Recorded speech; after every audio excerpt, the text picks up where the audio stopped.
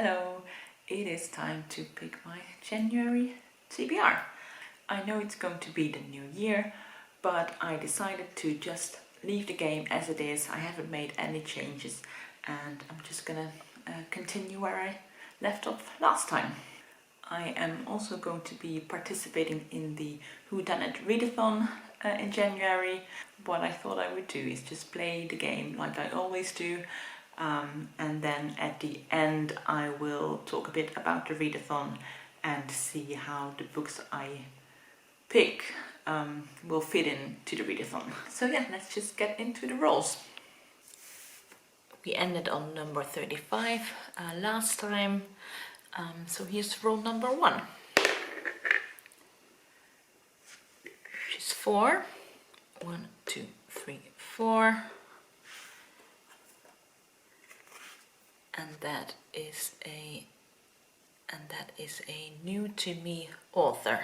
Okay, the first roll was a new to me author, and for that I picked Kitchen by Yoshimoto. This is a bit of a Japanese modern classic that I've always wanted to read. I actually got this as a sort of blind date with a book, where you can pick up a book from a bookstore and they wrap it up and only put some keywords on the cover. So yeah, I'm really looking forward to this one. Roll number 2. 5. 1, 2, 3, 4, 5.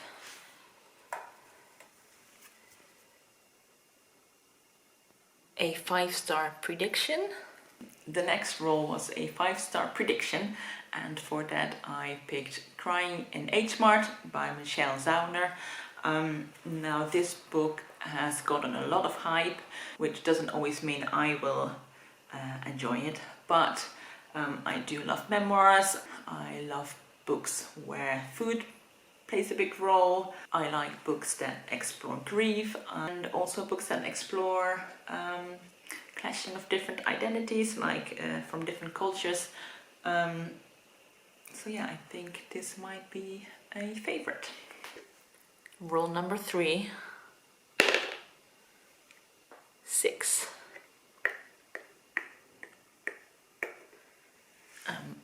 Which is a book to buy, and that is a Storygraph recommendation, non-fiction. And then the next roll was a book to buy, and I got a non-fiction Storygraph recommendation. The Storygraph recommendations are one of my favorite of their features they provide on their website. Basically, you can fill out a form with your preferences regarding books, and then their algorithm will suggest recommendations for you. So I'm gonna see what it recommends me. Roll number 4. 5.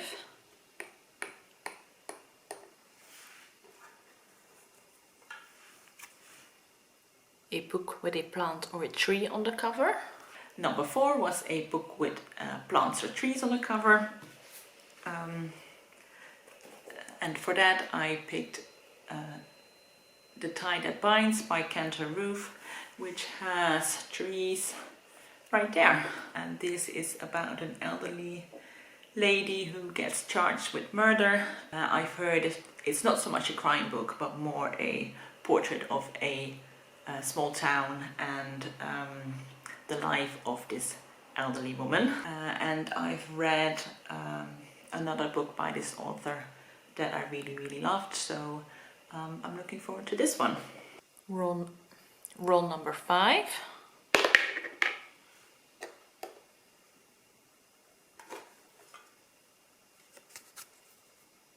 A book with a source of light on the cover. And then roll number 5 was a source of light on the cover, and it was surprisingly hard to find a book that had a source of light on the cover.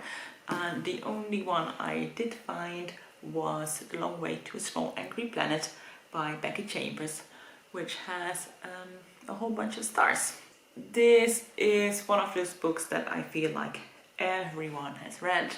It's a sci-fi book, but it's apparently very character driven, and even people who don't usually read sci-fi seem to enjoy this book, so I'm excited to finally see what the fuss is all about. Rule number 6.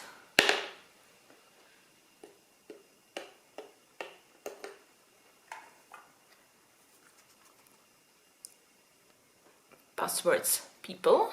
Rule number 6 was buzzwords people. Now buzzwords are basically just different words in the title of the book that center around a certain theme, like people, and I picked The Secret Lives of Church Ladies, ladies obviously being the buzzword, by Deesha Philyaw. This is a short story collection, and I have heard nothing but good things about this one, and I'm hoping I will love it just as much. Rule number 7.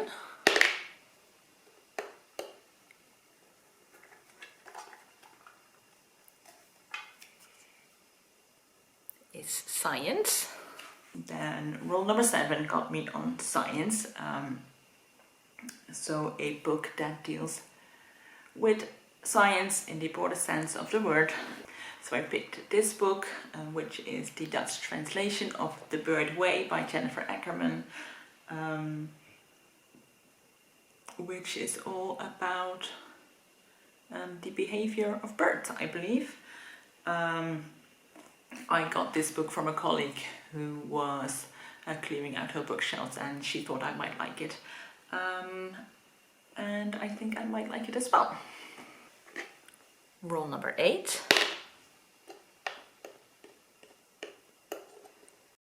And that is the Dying Swan. And then for rule number 8 I got on the Dying Swan, which means I have to unhaul the same number of books I hauled last month. I only got 4 books in November, so that should be pretty easy. Rule number 9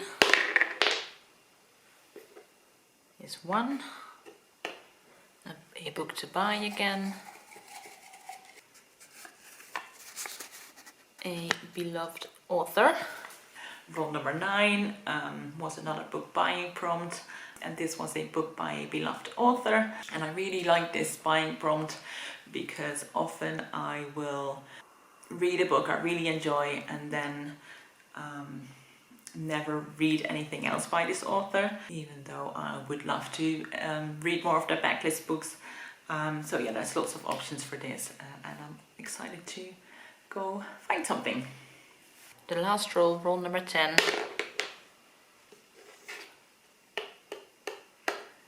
Gets me to the end of the game.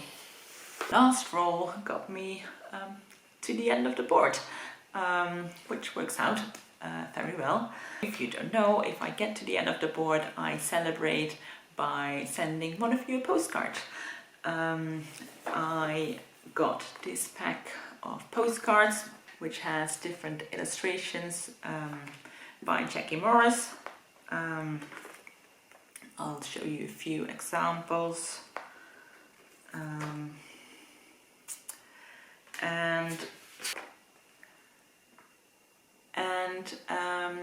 If you leave a comment saying you want to get a postcard, I will put you in a drawer and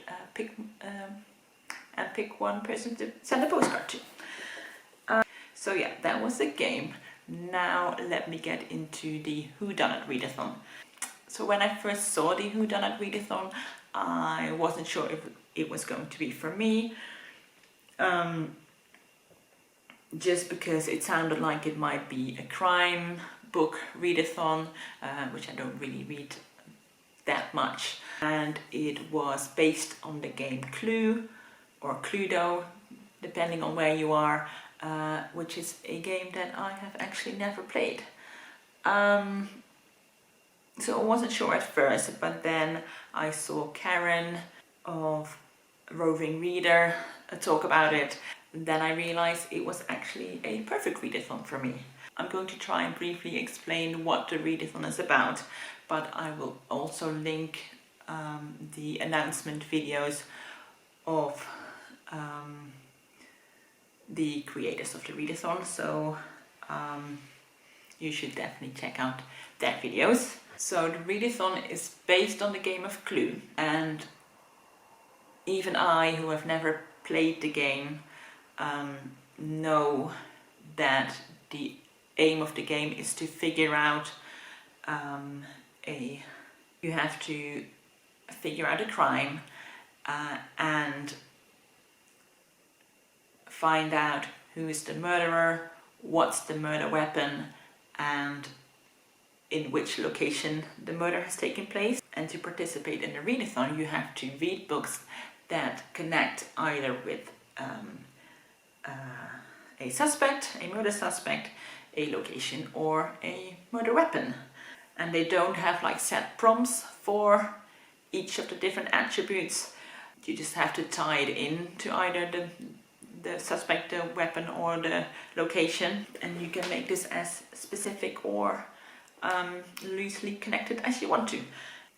And I think to complete the readathon you have to read 3 characters, 3 weapons, and 3 locations. And you can double up, but only connect a book to a weapon and a person, or a person and a location, but not to 2 different suspects.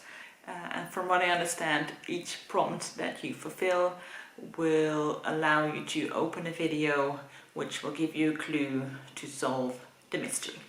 So I hope I explained that okay, but again, definitely check out the creators' videos as well.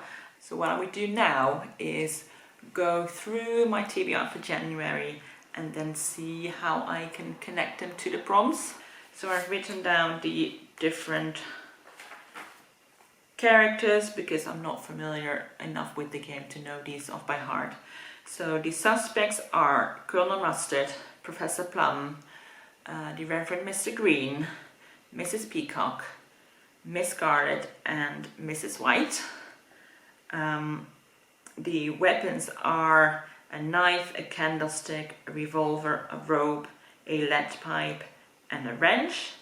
And the different rooms are a hall, a lounge, a dining room, a kitchen, a ballroom, a conservatory, a billiard room, a library, and a study.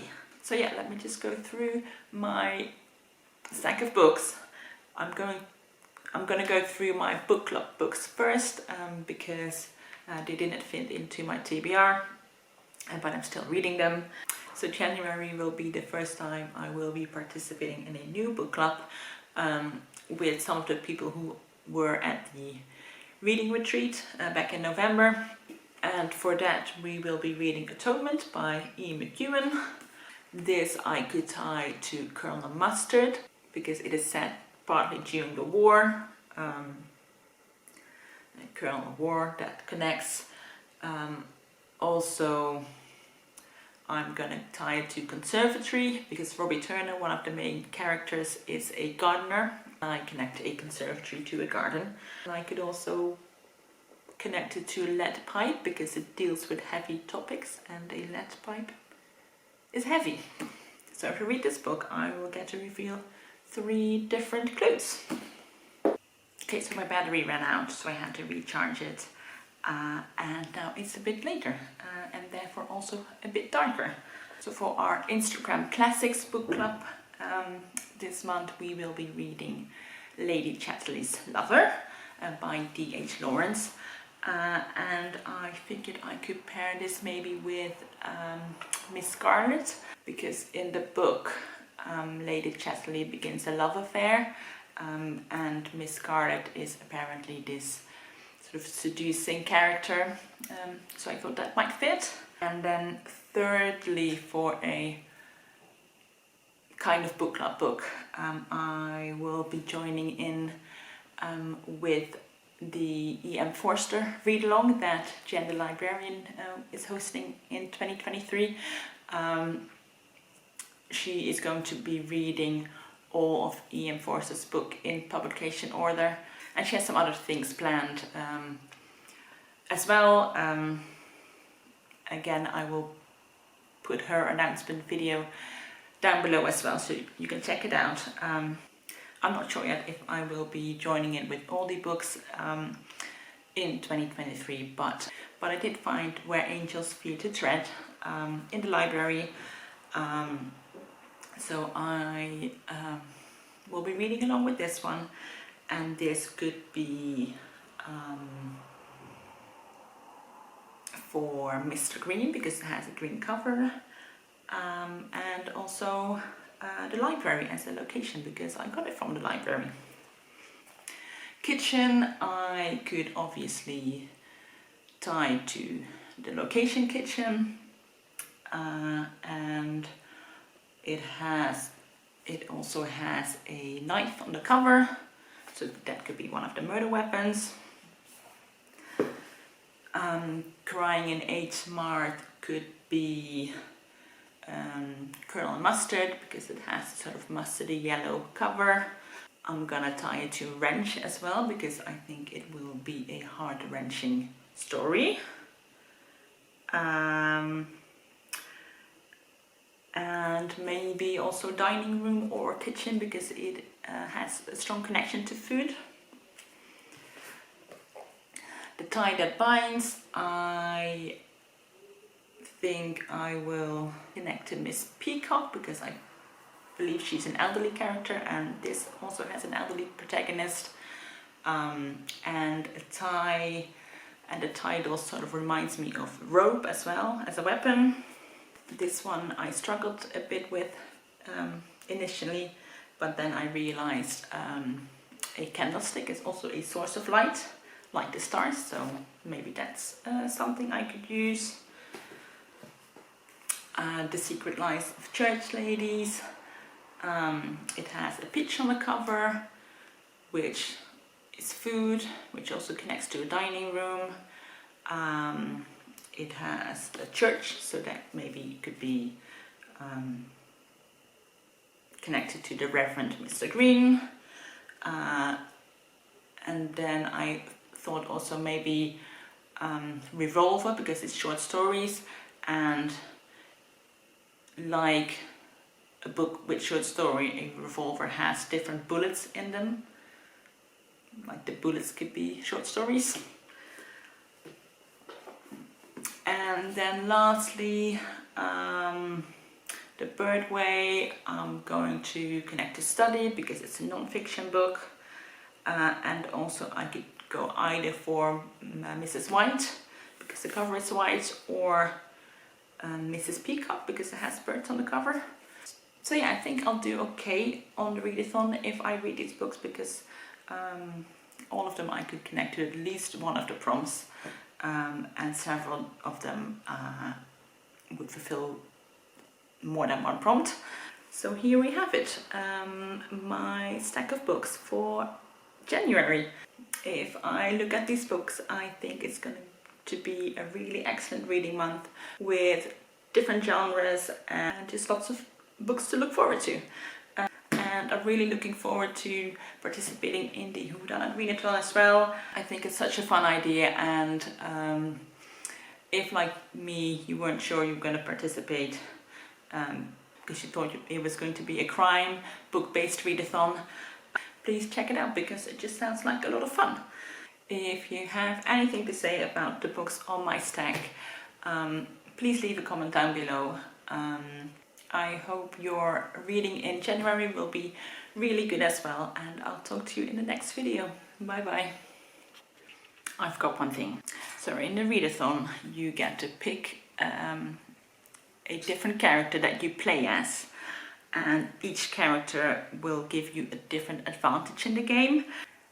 And I picked Mrs. Peacock, and my advantage is that I can roll a dice, and whichever number the die lands on is how many days I can start the readathon early. But you had to show it on camera. So what I'll do, I already cleared up my game, so I'm just gonna use a app somewhere. So it's on 4 now. I'm going to roll, and it's 6. So I can start a readathon 6 days early if I want to. Okay, that was it. Bye bye.